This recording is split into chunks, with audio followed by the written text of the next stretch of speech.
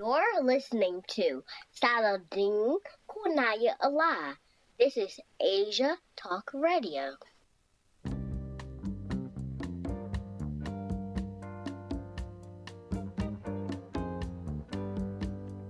Peace and welcome to Atlantis Build Talk Radio, the premier station for 5% Nation of Gods and Earth social commentary, interviews, musicology, and uncensored discussions about the science of everything in life. This station is a subsidiary of Asia and the Atlantis School for Gifted Youngsters at www.atlantischool.blogspot.com and Asia TV at YouTube/Quinaya, QUANAAH.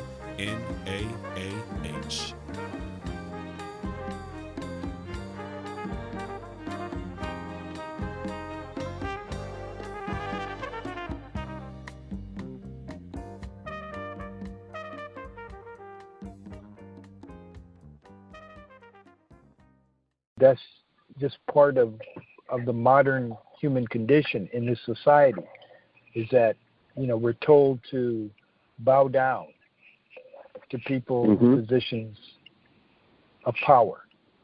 Yeah. Public servants do everything except serve the public, So It's like those are positions of power. Yeah. And we have to bow down to them. And sometimes those writings were used as weapons. That was some of the experience because, like you were mentioning, some of the people in the nation during your time, they may not have actually been studying the teachings to get an understanding. They might have just been studying what the words of the person was that was talking at that time in the temple. It was the exact kind of experience when I grew up and came around back in like the late 80s. I got in your book in like 93, but in the late 80s, some of the brothers that I was around went and joined the nation, and it was the exact same type of mindset. Like they weren't really studying the teachings in depth like that. And anything that we were studying, those of us who studied outside of the nation, they weren't able to speak on certain topics like that. And it created a little friction because they felt a little inadequate because it's like they have the so-called teachings, but yet they're not thorough in teaching what it is that they have. In some ways, with some of the dynamic between the 5% and the Nation of Islam, because they didn't want you to be asking them no questions because you knew that for the most part, this new generation of followers in the nation weren't really studied like that. But it wasn't that kind of friction with people who were from the first resurrection, some of the elders, because a lot of them already knew the lessons. They treated them as sacred, and they studied them. Did you experience that as well? Like, in a lot of ways, the book you published really exposed members in the Nation of Islam that never did any research or study outside of regurgitating what was written in the Message of the Black Man. And if they did know any of the lessons, they couldn't go into talking about the Hiskos or any of these other different things that were part of the research that goes along with those lessons. So did you get that experience as well? It's like people kind of felt a sense of inadequacy or as if you was kind of undermining a hierarchy? I think what I experienced in that regard is that some of the people that I knew, the people who I was close with, the few brothers that I would be close with, were people who were studied in different areas of the teachings, different aspects of the teachings. For instance, there was one brother who was into diet, food, and he could tell you all about food, right? They used to laugh at this brother. He was kind of like a pariah in a sense. He was a good guy, but they didn't like him because he was always talking about the diet. But that was his area of focus. And they used to call him the milkman because he lived on milk. He didn't consume anything other than milk. And he took in milk once every 2 days or once every 3 days. Wow. And he had been doing that for years. Wow. Okay. So when I would talk with him about the work I'm doing, he would speak with me about the work that he's doing. So he didn't feel any type of inadequacy. It was more like we all have a different part to play. And I'm going to be me, you're going to be you, and I'm going to learn from you, and you're going to learn perhaps from what I see. You know? And those were the people that I actually spoke with and that I actually hung around with. You know? And so that wasn't present among that particular circle of people.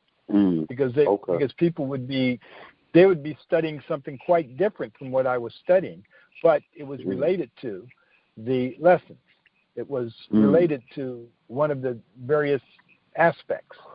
Like we were saying, you know, there may be a dozen different ways that you can look at the lessons. Yeah. And when all of those facets are joined together, then one gets a fuller view of the lesson. The area that I talked about in the book was just one of the lessons I was really studying. The history and tradition of the teachings. There's also the dietary thing. Of course, there were people. Like I remember one brother. I remember I was kidding. So I used to have like a suitcase that would be full of books, bro. You know, it was. I never thought about it as a suitcase, but it was a pilot's case. The pilots used to carry cases when they'd get on these jets, and I found in a secondhand store a pilot's case, and that thing was so heavy it actually injured my back carrying all those books around.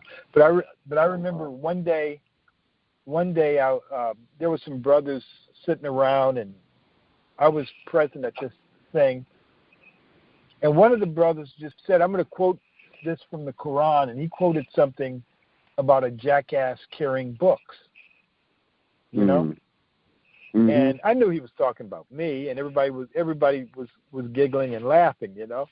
So there was some of that, you know, like the Quran says, you know, that they are just jackasses carrying books or something. The Sunnah or something talks about jackasses carrying books, and I'm the guy who's carrying the books, right? So I'm the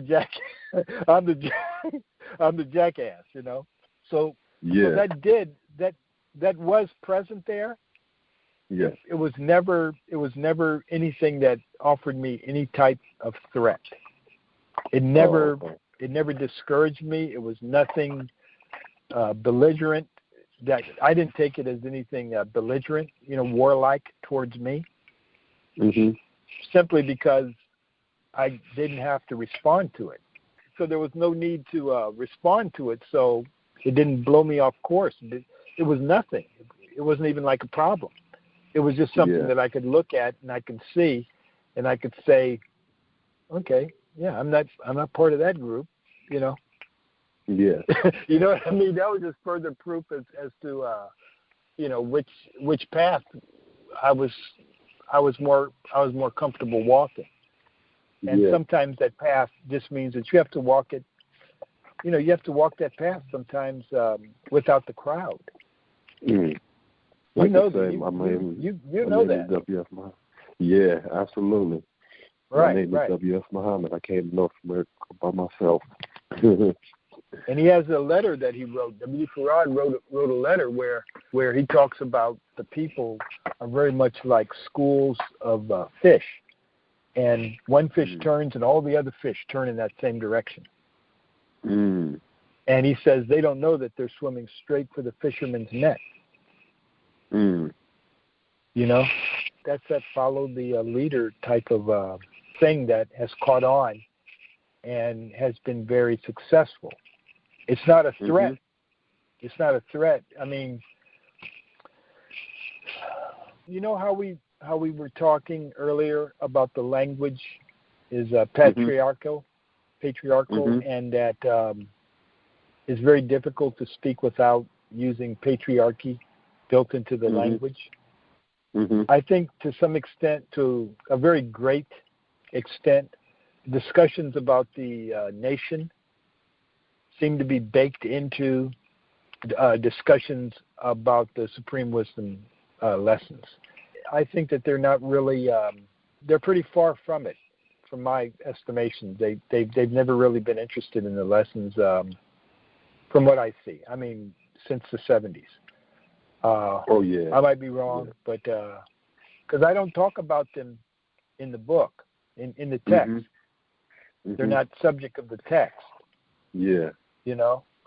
It's just the lessons. I don't even say I or me, or I think this, or this is my view, until I think like maybe the last paragraph or something, you know, where I mentioned something about, you know, what the purpose of the book is. That's probably in the last paragraph, you know. And, you know, the purpose was basically to say what I see. And the hope was that it might attract someone else, you know, others, to perhaps re-examine the teachings, or if they didn't know anything about the teachings, to perhaps look at the teachings from a different light, in a different light. Yeah. You know, with the light of thinking, reasoning, perhaps, you know, use that also, and not necessarily just feeling and believing, because that's the purpose of the writing, I think, and intent, rather, of the text, the intention. It was just for that reason, you know. That there was nothing else. I did book signings for a while, lectures and things like that, you know.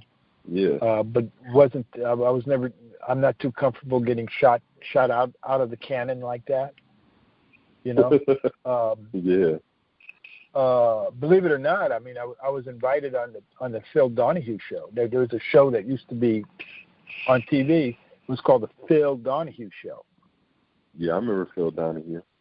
Okay, so I was invited to go onto the Phil Donahue show, and there was no way I was going to do that. They were setting up like a bunch of racists and people with racist type ideas, you know. Yeah, and plants in the audience and stuff. Well, yeah, you'd have like Ku Klux Klan, and then some guy talking about white people are devils, and it was just like no, you know. Yeah. But you get calls by, you know, the media, right? If there's some question as to if this person, you know, what did the 5% say or think or something like that, they're going to try and use you in different ways sometimes, you know. Oh, yeah. Yeah. The same thing that happened when that Jay-Z incident happened, when he's wearing the 5% necklace at the Brooklyn Nets game. I think you handled that flawlessly, as you did. I saw I think it was a video you did on the rapper who you told me about, because I don't know the rapper, 21 Savage. Yes. Yeah, I watched the video, and it was just putting out the fire. You just put that fire out like it wasn't a fire. Yeah, it's not a fire. It's a chance for you to warm. Yeah, it's a chance to get to warm something up, you know. Last time that we spoke, you was telling me about some of the deliberate things that you did with writing a book, in terms of like number of references that you used, titles that corresponded with a certain page of the book. How did you come up with that? Was that something that was just organic, or was it more deliberate? And why did you want to do that? I came up in the 1960s, right? So we used to look at the album covers, and there's always messages in there, in the album covers. And I like things that talk on different levels. You know, I like things that you can look at it and see it, but then when you look at it closer, you see there's some things there that you have to look for, and then you see it. You know, what kind of album cover is an example? Well, the very, very obvious one is Sgt. Pepper, the Beatles' Sgt. Pepper album. With Aleister Crowley on there, amongst others. Yeah, I don't know how much you know about the Beatles' use of those types of tools, but they did that quite frequently. They did that a lot. And I mean, like there's a bass guitar in a grave, you know, laying down at their feet, right? And Paul McCartney is like 7 or 8 inches taller on the back of the cover with his back turned. On the inside, he has a tag on that says OPD, which in England means officially pronounced dead. You know, a bunch of stuff like that. And at the time that I was writing, there was this thing about the number 19. There was Sister Tynetta. Remember Tynetta? Mm-hmm. And there was a lot of people into numbers. So there's 66 numbers in the title. If you read the title, the subtitle, and my name, there's 66 letters on the cover, right? There's 47 letters in the subtitle for the 47th surah of the Quran, Muhammad. 19 letters in my name, which is the only reason I spelled my entire name out. You know, 104 pages, 144 footnotes, and the 144th footnote is page 104 of a book. Okay. Chapter 6 starts on page 60, footnote 66. Peace, God. It's good to hear you adding on. I love you and I'm proud to see the way in which you stand is strong. Wrong may be that right way to learn. That's why wisdom is a bridge that only the foolish try to burn. The God life said, despite what our air lights go through on the branches of a family tree is the remedy. We just gotta stay connected and not lose contact. Because the highest value lies in our relationships, and justice is the vanguard of this. To stay true and be universal to God, unique, thorough, set peace, and separate the shy from the weak. Knowledge is concrete. Stop, look, listen, observe before you speak. I be you, said something peace, and rather unique is what you peep. And then what you share with your peeps. I understand discreet, but discretion is a lesson for those that keep you guessing. We're your brothers through trials and tribulations, in the kingdom of patience, in the Patmos Isles. We have to realize we are people of antiquity, stripped of legacy, and placed in incubation amongst jealous people. Yeah. Cause the journey's not defined by individual time. We share to keep the terrain clear and hearts near. Peers help you peer for years, months and days, transparent to this enclave called North America. We was here in your mind, detect mine. It's still God's cipher divine through all this madness.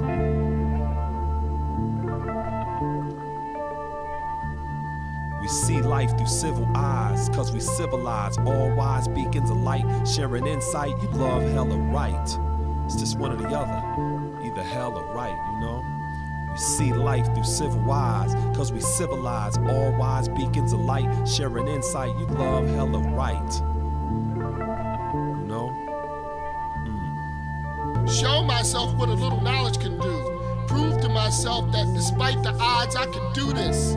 Beyond statistics, beyond status quo, beyond jealous eyes disguised as critical analysis, paralysis and fears of success, just a strive with finesse to be the best.